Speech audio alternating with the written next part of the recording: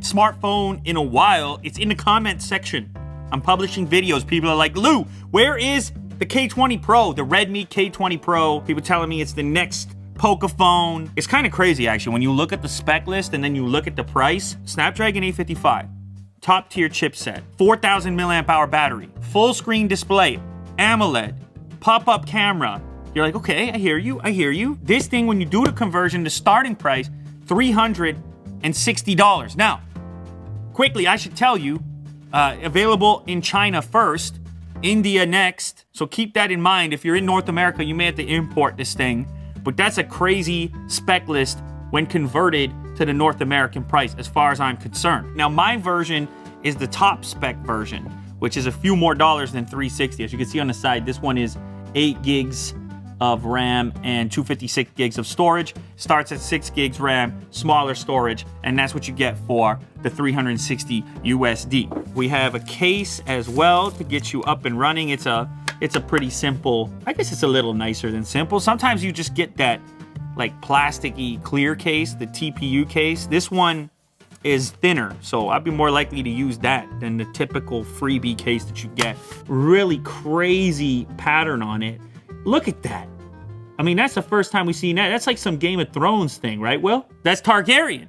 So Willie Do, he's the in-house Game of Thrones expert, and he claims this is inspired by Game of Thrones. When it comes to differentiation, it's not enough to just be a color now. You've got to have color shifts and crazy sandblasting going on, and this is just the latest version of it. This gives you a look at the camera module as well. You have a 48 megapixel camera in there, same sensor, Sony sensor, same sensor as the OnePlus 7 Pro, and then a couple of other modules, including an ultra-wide, which that's a must for me. Something that the OnePlus 7 Pro doesn't have, a headphone jack still on the device, and this also gives you a glance at the pop-up camera. That's because it's a full display, AMOLED, and this is motorized. It's going to pop up. Bottom of the device gives you your SIM tray as well as your USB Type-C connector, and it's quick charge as well. I believe it's 27 watts. I think I looked it up. 27 watt quick charge. Okay, very nice to have. Let's go ahead and see if it has any power. Okay, so as I mentioned, Xiaomi device, so MIUI 10 pre-installed. We should do a quick comparison actually with the OnePlus 7 Pro. All right, so both AMOLED, that's the main thing. That's kind of what you're looking for. Of course, that gives you the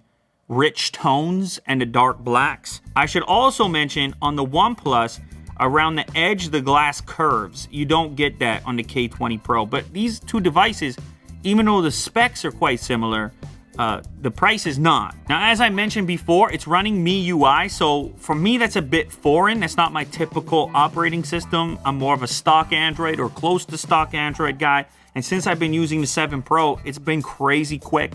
There's almost no animation in there. In fact, you can turn it off completely, but just by default, it's hardly there. So I'm probably not going to be an immediate fan of this UI comparatively, but it does feel relatively snappy at the moment. And let's check out the pop-up camera.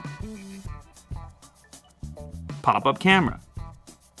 So that's a lot for your money. It's actually kind of insane that that set of features has now trickled down to that price point. This is just common now. All right, let's try a selfie while we're here. And, ooh, okay. We are fully in beard hair territory.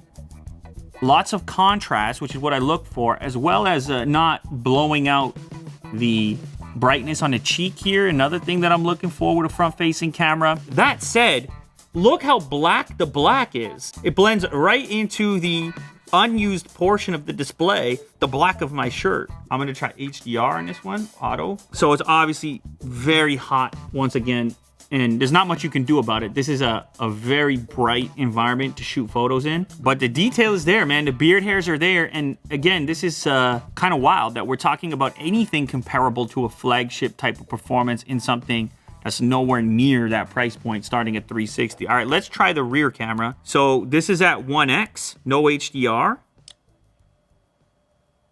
2x, no HDR. Ultra wide, ooh, I gotta get my hand out of the way. So that's 0.6 ultra wide. That rounds out your 3 different options. So this being the widest, as you can see, that's an incredible frame. I think it should be sufficient for what most people are looking for when they take a wide shot. And as I move through, that's your zoom. That's pretty nice, actually, quite detailed. is only a 2x zoom, so keep that in mind. Nothing, no crazy reach, no hybrid, no 10x like the Oppo device I featured recently or anything like the P30 Pro. Standard out the gate, there's your zoom, there's your ultra wide. Triple camera setup, unbelievable, 360 bucks. Next up, let's give the speakers a quick check. That's a must. Let's try some Lou later first. The titles that were going to be available on Stadia, for those of you that haven't been following along, this of course is Google's new gaming service. Yesterday's show, we speculated on what Google was going to say today, particularly in relationship to price expected for Stadia. And it turns out the pricing is a bit more complicated than we had imagined. So I would say volume is similar. The K20 Pro may cut through a little more, but Jack just mentioned it could also be perceived as tinier.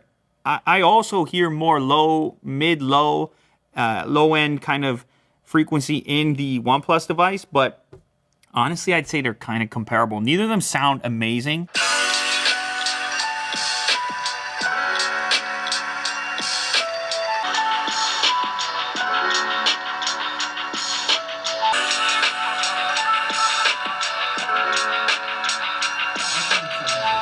My takeaway, like considering the price differences, to each their own. I mean, you guys heard it. I guess you can kind of try to decide for yourself, but like, it's not a big difference. 3 different price points represented, and I'm like, man, the audio is very close. Okay, so let's go ahead and test out the in-screen fingerprint reader real quick here. So it works like those other optical image-based fingerprint scanners. Rotate your finger around, you try to get the scan in. Now let's go ahead and test that out. All right, it's about the same.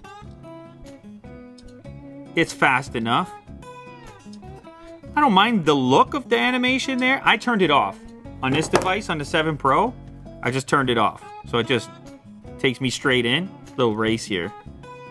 3, 2, 1. You can see it feels faster on the OnePlus. But here's the thing, I keep referencing and comparing this device to the OnePlus device like as if they are completely targeted at one another. And while they are, they're obviously different price points. You could almost get 2 of these. That's a lot of value.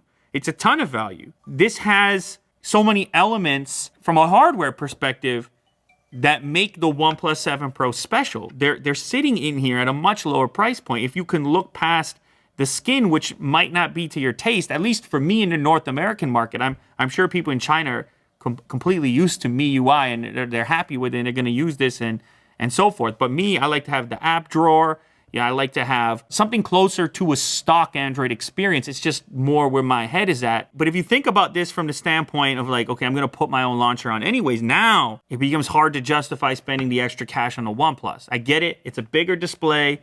The fit and finish is probably a step above with the curved glass going around the edge. The brand name here in this market specifically. But then you make the argument towards this one where you're like, you know, maybe you want a slightly smaller form factor. Maybe you want to have a headphone jack. And all of a sudden you're like, both have the same chipset, both have the same battery inside. It's like, becomes a difficult choice to make, especially price considered. So 360 bucks. Of course, this is just an unboxing video. You know, I'm just looking at this thing for the first time. I'm just popping off the cameras for the first time. For me, the finish being glossy, I mean, that's gonna be up to your own individual taste. I'm starting to feel like this might be the value champion. I'm starting to feel like this is gonna be tough to beat. I just keep referencing that price. I feel like people in North America, we don't get enough exposure to this type of value. It's hard to imagine that in other parts of the world, people are getting all this for that money. It's like a whole different spectrum of discussion when you get into the price conversation. And that's what happened with the Pocophone last time around, is it was like, man, we need to adjust our perspectives on how we're evaluating this stuff, because it's no longer just, hey, does it have the spec list I'm looking for? It's also, how does it match up price-wise? Because so many things have the spec list you're looking for now, this one included. So for me, for the time being, my SIM is gonna stay in the OnePlus 7 Pro. I'm not finished with it yet. I wanna use it a little bit longer, but it's starting to look like I might pop it in here next. That's a crazy value, starting at 360 USD. That is the Redmi K20 Pro.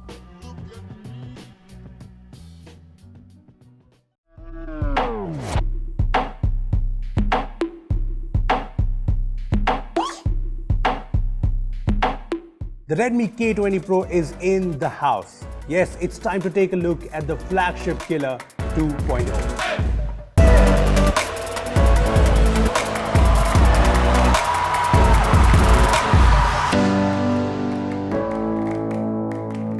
Hey guys, this is Rupesh from bbomb.com and this is the phone you have been waiting for. This is the Redmi K20 Pro, Redmi's new flagship phone, and it's super duper value for money. Now before I talk about the Redmi K20 Pro, let me tell you that this video has been sponsored by Capes, which makes high quality and good looking skins for phones, laptops, consoles and a lot more. I'll talk more about Cape skins later on, so stay tuned for that. Now let's talk about the Redmi K20 Pros. So this here is the new Redmi K20 Pro, and well, we have all three variants of the phone. This is the striking glacier blue version, which is my personal favorite. This is the flame red variant, which also looks stunning, and this is the classy carbon black variant for people who don't like things flashy. To be honest, I always found the red and the blue variant of the Redmi K20 Pro a little tacky from all the photos that I saw. But trust me when I say that in person, they look beautiful. Yeah, this new finish looks amazing when the light falls on it, and it's just different and gorgeous. This is a glass and metal design and it exudes premium. Plus, Xiaomi is offering these cases with the Redmi K20 Pro and they feel super nice and smooth. Anyway, my biggest complaint with the Poco F1, Xiaomi's flagship killer 1.0, was its rather bland design. Well, the Redmi K20 Pro fixes that, and how? Just look at this phone. But it's not just the design, the display here is beautiful. The Redmi K20 Pro features a 6.39-inch Super AMOLED display and it looks really good. I'm glad Xiaomi went the AMOLED route with this phone because at this price it's just amazing. The colors look great, the blacks are really deep, just look at the display with MIUI's dark mode. And since there's no notch here, it's a striking bezel-less phone, I love it. Now if you're wondering about the selfie camera, it's right here. Yeah, ignore that weird sound, but yeah, the Redmi K20 Pro has a motorized pop-up camera and it makes these weird sounds. Yeah. Now this pop-up camera has these lights on the sides and on the top, so it also acts as a notification LED. Yeah, this is cool, but so far the pop-up camera does seem a little slow to pop up. Look at this. Yeah, this is pretty slow. So if you're wondering about face unlock, well, it does not work like the face unlock on OnePlus 7 Pro. In the Redmi K20 Pro, the pop-up camera does not come up automatically. You have to swipe up from the lock screen for the pop-up camera to slowly pop, and then the face unlock works. Yeah, it's not very intuitive. Yeah, it's not as slow as I'm maybe making it sound, but yeah, I cannot say it's fast either. Apart from that, there are various sound effects for the pop-up camera. There's this one by default. Yeah, I don't like that. There's also this one. Yeah, there's a lot of other sound effects, but my favorite has to be this gear wheel sound. Yeah, that's pretty cool. Anyway, you can always use the fingerprint scanner on board. The K20 Pro comes with a 7th gen optical fingerprint scanner and it does seem pretty snappy. I mean, it's not a big difference from what we have seen in other phones, but it's, yeah, snappy. Apart from that, the Redmi K20 Pro brings everything you need. There's the headphone jack on top, so yay for that. There's the single speaker here, the USB-C port, the dual SIM slot, which by the way is only a dual SIM slot. There's no micro SD support, so there's that. Now there's no wireless charging or an IP rating, but that's not something you expect from a phone in this price range, especially with the Redmi K20 Pro offering so much. Anyway, the point is the Redmi K20 Pro looks like a premium smartphone. This is a phone that looks good, feels good, and is just the right size. I know it's a glass phone, and if you're someone who's worried about that, you can put a skin on it, like us.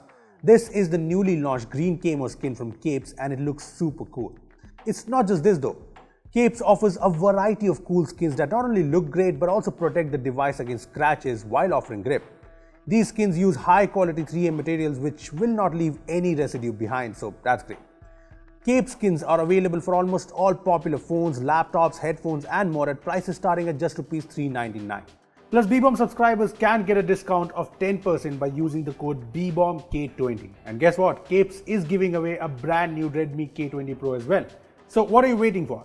Check out Cape skins from the link in the description below and enter the giveaway now. Now coming back to the Redmi K20 Pro, yes, the design here is awesome. But what makes this phone truly special is what's underneath. On the specs front, this is a phone that can take on the flagship phones out there. The Redmi K20 Pro packs in the powerful Snapdragon 855 chipset with up to 8 gigs of RAM and 256 gigs of storage. Well, these are top of the line specs and it's said to be complemented by a custom 8-layered graphite cooling technology. Now, I'm yet to test out the cooling, but I did run a few benchmarks on the phone and here it goes. As you can see, the Redmi K20 Pro scores are just right up there with the very best, be it the OnePlus 7 phones or any other flagship. When it comes to real-world performance, I've only used the phone briefly, but it's just blazing fast. Everything on the phone feels super smooth and super snappy. When it comes to gaming, PUBG Mobile obviously runs on max graphics and the gameplay looks smooth AF. I also played Asphalt 9 on the phone and well, the game runs beautifully on the device. On the software front, the K20 Pro comes with the usual MIUI 10 and it's got all the usual MIUI features. There's the dark mode which looks awesome on this AMOLED display. It has the navigation gestures which is really well implemented and something I've always liked about MIUI. But I know what you're thinking. Does MIUI on K20 Pro have ads or is it an ad-free experience like the Poco phones? Well, in our China unit of the K20 Pro, I haven't really encountered any ads at all, so maybe the Redmi K20 Pro won't have ads when it arrives in India, like the Poco F1. Well, I'm definitely hoping so. Moving on to the next big thing in the Redmi K20 Pro, it's the cameras. The Redmi K20 Pro has triple cameras on the back. It has a 48 megapixel f1.8 primary camera, a 13 megapixel f2.4 ultra wide angle lens, and an 8 megapixel telephoto lens. Well, this seems like an impressive set of cameras, so let's see some photos. Well, so far I like the photos taken from the K20 Pro. In good light, the photos have good detail, great dynamic range, and I like the colors in these photos. Some photos come out a bit soft, but yeah, it's too early to judge. In low light, the 48 megapixel camera captures bright photos that look good enough, and yes, some photos have a bit of noise, but I think it's comparable to high-end phones. When it comes to the portrait mode, the Redmi K20 Pro lets you capture portrait mode shots using the telephoto lens as well as the main lens. I certainly prefer the portrait mode shots from the telephoto lens, especially when there's good light. But yeah, the full body mode, which is the name of the main lens portrait mode, can come in handy in low light situations. When it comes to the ultra wide angle lens, I really like the photos that the Redmi K20 Pro captures. In good light, I love the few ultra wide angle shots I have taken from the K20 Pro. In low light, the f2.4 aperture in this lens means it's not very good, but yeah, in good light situations, this should be really good. On the video front, the Redmi K20 Pro comes with 4K at 60 FPS support, so that's amazing, but there's no OIS, so don't expect super stable videos. Here's a 4K video shot from the phone. Well, it's not very stable, but I like the colors and the overall quality of the video. Now check out this 1080p video shot from the phone. In 1080p, EIS kicks in, so it's obviously better when it comes to stability. Then there's this 20 megapixel pop-up selfie camera, which has features like the portrait mode and HDR. Well, here are some selfies from the phone and they are usual Xiaomi phone selfies. Soft and okayish and noisy in the dark. Yeah. Now I know you're wondering how the Redmi K20 Pro cameras compare against that of the OnePlus 7. Yeah, we will be comparing the OnePlus 7 with the Redmi K20 Pro in an extensive exclusive camera comparison video, so stay tuned for that video and make sure to hit the bell icon. Well, that's pretty much everything on the camera front of the Redmi K20 Pro, and I have to tell you this. I have a positive feeling about these cameras here. But yeah, it's still early days and I'll be testing things out extensively in the coming days, so yeah. Lastly, there's the battery. The Redmi K20 Pro, like a ton of other Redmi phones, comes with a 4000 mAh battery, which should be decent enough. And there's 27 watt quick charge 4 plus charging support. Having said that, the phone comes with an 18 watt fast charger in the box, which is also pretty fast. The phone went from 10 to 50% in just 30 minutes with this charger, so yeah, it's decently fast. But that was a good look at the new Redmi K20 Pro.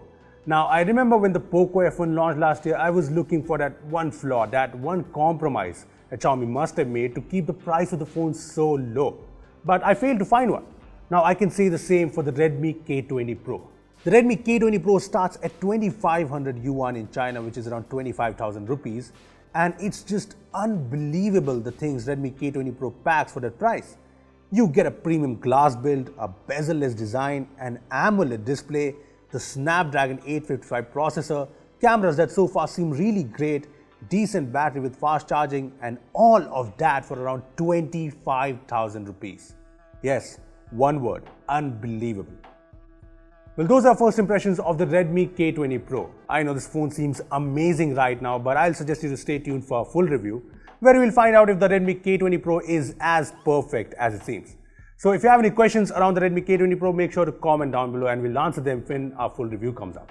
Also, give this video a thumbs up if you enjoyed it and make sure to share it with your friends who have been waiting for the Redmi K20 Pro to arrive in India. Lastly, subscribe to our channel for more amazing tech videos.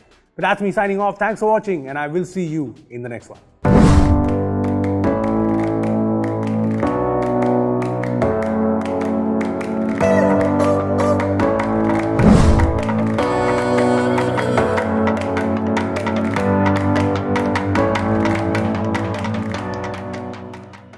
So the Redmi K20 Pro is here and I've been spending quite some time with it. Now one of its features is the fact that it has an advanced 8-layer graphite cooling solution. Now the Snapdragon 855 by itself is a powerhouse of a chip and can pretty much run anything thrown at it with ease. So how helpful is this cooling solution? Well, that's what I aim to test out in today's video. Hey guys, Ash here, you're watching C4 Retech. If you do find this video interesting, consider turning on notifications by hitting that bell icon. So basically, when you push the chip in your phone, say you render a video or more commonly play a game, it causes the chip to heat up, so your phone heats up, and to counter this, the performance, it kind of gets throttled back. That causes the heat to drop and things go back to normal. Now alternatively, when the heat goes up, it can be dissipated by better cooling solutions. One of this happens to be liquid cooling. So when you liquid cool a chip, the heat gets removed fast, so theoretically, your phone should be able to sustain peak performance for a longer period of time. So that's the theory here. So how do we test this? So for this, I decided to pick a phone that does not have liquid cooling, but has a Snapdragon 855 chip. The regular OnePlus 7, because the 7 Pro that has liquid cooling. Next, I needed a compound benchmark app, one that can push the chip inside. So here's what we're gonna do. We're gonna run Antutu over and over again on both phones and see if the numbers are stable or they drop, how it performs, how the phone without liquid cooling performs. Is there a difference? So let's start.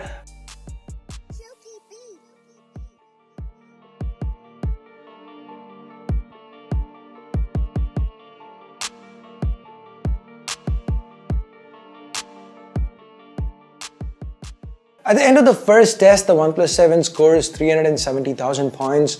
The Redmi K20 Pro score is about 340,000. Now, I know some of you guys are gonna say, hey, I saw the other video somewhere, this phone scored much more, much less.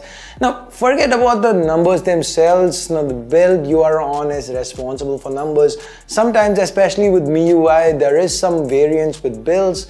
The point here is what the second round scores and the third and the fourth. Can that initial number sustain? That is what we are going to be checking out.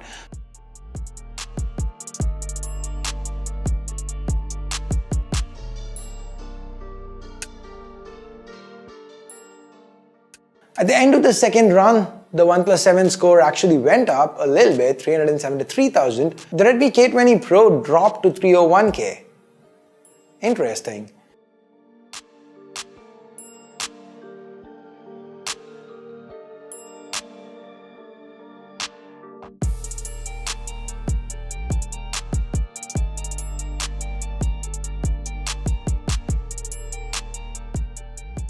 On to run 3, OnePlus 7, 371,000 points. It is staying stable.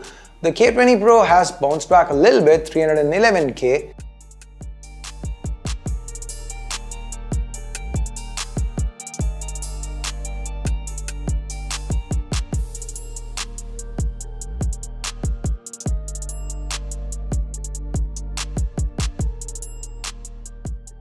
Run 4, this is kind of interesting. The OnePlus 7, it's still remaining solid, 371K. While the K20 Pro, it's now bounced back quite well. In fact, it's better than the first run at 346K. So it's a little inconsistent here. So let's do a final run to see how things stand.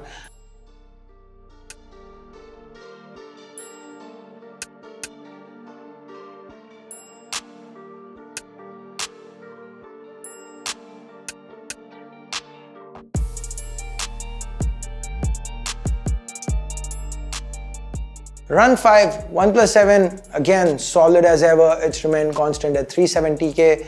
The K20 Pro, it's dropped again and it's 309K this time. So now, if you've noticed, after every run, we kept checking temperatures. The reason I decided to do that is to verify that neither phone was getting unreasonably hot. Sometimes brands end up cheating with benchmarks. OnePlus has been guilty of this in particular in the past, where they detect benchmarking apps and remove the thermal limits. So in these cases, the chip might continue being pushed despite getting really hot. That's not indicative of real world performance. But as we saw here, the temps kept increasing with both phones over the hour, but neither got unreasonably hot. The K20 Pro ran marginally cooler than the OnePlus 7. So what have we learned here? Cooling solution on the K20 Pro might not be a huge advantage for it. OnePlus seems to be doing great handling heat despite not having any fancy liquid cooling. Despite 5 continuous runs which were filmed over almost an hour, it's heartening to see the OnePlus 7 still have very stable numbers. Now this isn't to say the Redmi K20 Pro isn't a good phone or anything. It's excellent, it's great value, it just feels like graphite cooling isn't really doing much at all. So I guess that's pretty much it for today. Hope you guys liked the video. I just wanted to do something different with this phone. I just wanted to, this was a topic that I found interesting, so I wanted to share it with you guys. So thumbs up, thumbs down based on whatever you felt about it. Subscribe, turn on notifications by hitting that bell icon if you haven't yet. Thanks a lot for watching. Till next time, my name's Ash. You've been watching C4E Tech. And hey, I'm giving away the K20 Pro. If you've not checked out information about that, you can find information in the description below, so check it out. And you've been watching C4E Tech. I'm signing off for now. You guys have a great day. Bye-bye. We touched upon this in my unboxing video of the Redmi K20 Pro, which I also happen to be giving away. More info on the giveaway in the description below. Check it out if you haven't yet. Anyway, you guys wanted a comparison, so let's go ahead, do this. Redmi K20 Pro versus the OnePlus 7. Let's see what the differences are and how they stack up against each other. Hey guys, Ash here from C4E Tech, and let's get started. Let's first start with the build. But before that, what's your preference, OnePlus 7 or the K20 Pro? Leave a small hashtag K20 Pro or hashtag OnePlus 7 in the comments below. Come on, go ahead, do it right now. Coming back, now with the OnePlus 7, OnePlus have played it safe, retaining the OnePlus 60's tried and tested build. We have very few changes here, like with the camera housing and the Type-C port being upgraded to USB 3.1 Gen 1. That said, just because it's from a previous generation OnePlus phone, it doesn't make this build bad. It is tried and tested for a reason, and that reason being that it works. Now, the Redmi K20 Pro, it looks quite similar too. It's got the same glass sandwich design with 3D glass to the back and 2.5D glass to the front. While this variant, the carbon black, is more muted, others like the Fury Red are more flamboyant. From a dimensions perspective, the Redmi is slightly thicker but shorter and narrower than the OnePlus 7. It is a little heavier though, but it also happens to have a headphone jack that the OnePlus 7 lacks. Talking about audio, OnePlus hits right back with support for stereo speakers. Now that is one nice advantage to have. Then there is the alert slider, and finally OnePlus also offers day-to-day water resistance.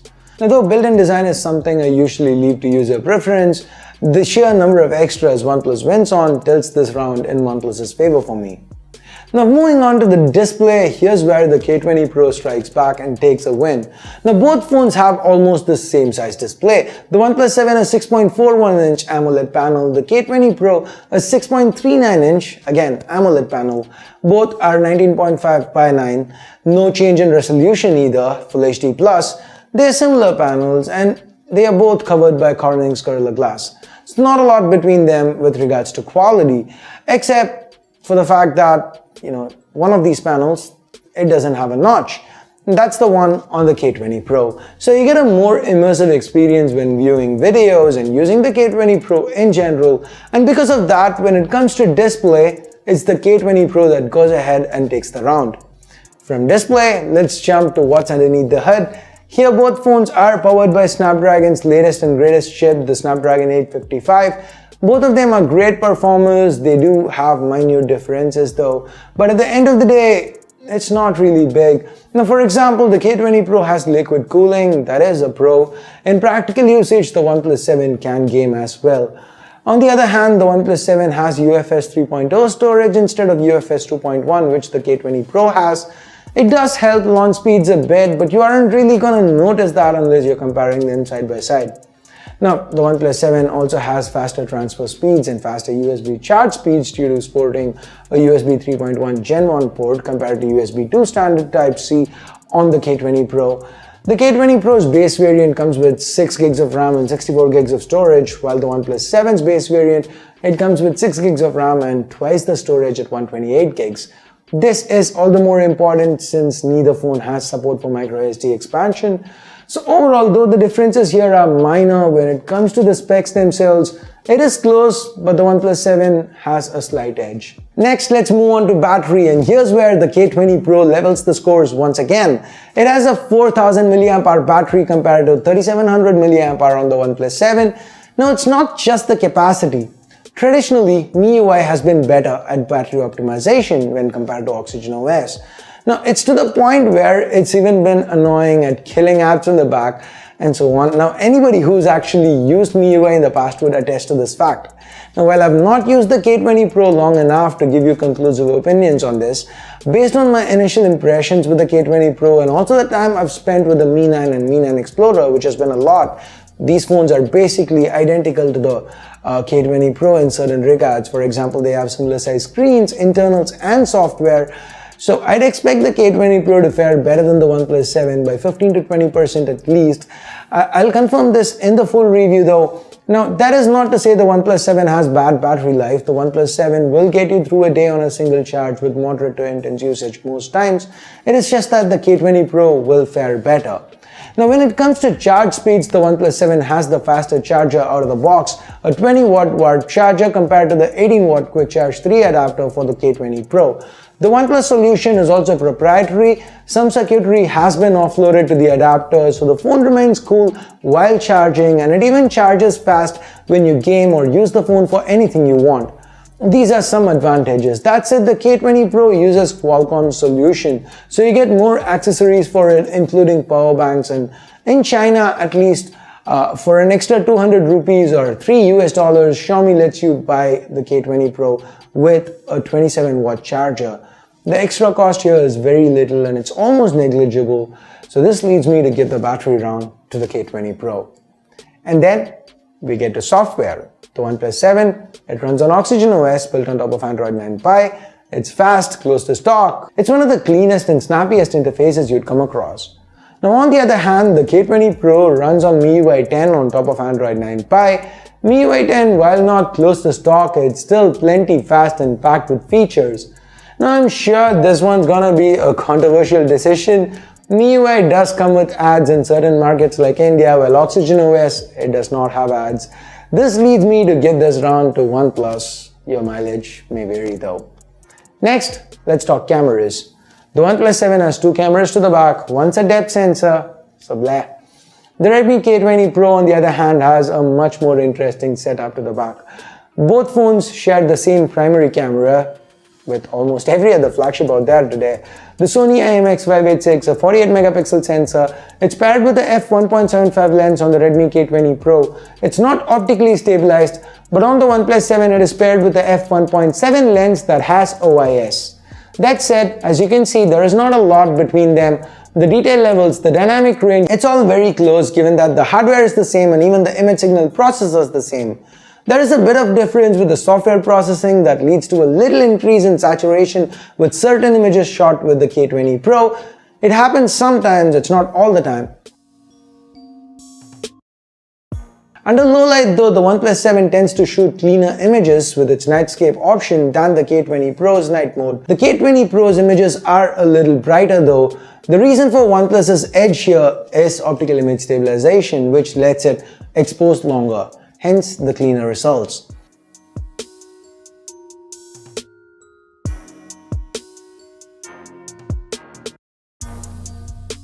With selfies, OnePlus 7 does better with dynamic range and skin tones both.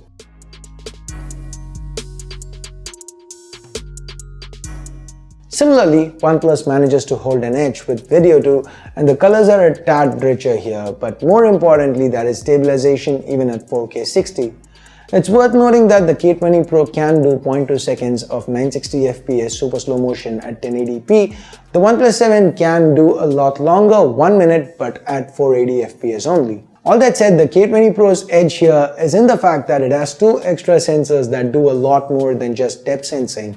It can shoot 2x optical as well as ultra-wide, both of which the OnePlus 7 can't. Given that under good light and even low light, these primary cameras are pretty close, the presence of these two extra sensors give the K20 Pro an advantage with regards to cameras, and the K20 Pro, in my opinion, takes this round. The scores are again level 3 all. And finally, with the scores being level, we get to pricing.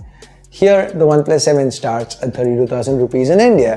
That's for the 6128 variant. The Redmi K20 Pro, on the other hand, it is not available in India yet. It's supposed to be launching soon.